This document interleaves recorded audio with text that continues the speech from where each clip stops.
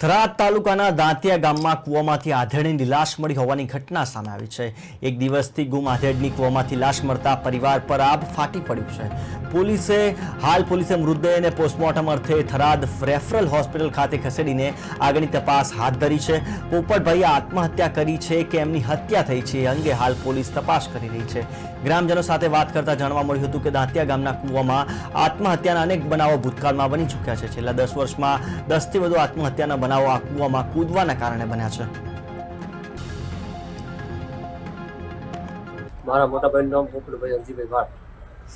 તો ગઈકાલે સવારે ગુમ થયા હતા 8 વાગે ઘરેથી નીકળી ગયા હતા ને અમે એમની ખૂબ તપાસ કરી।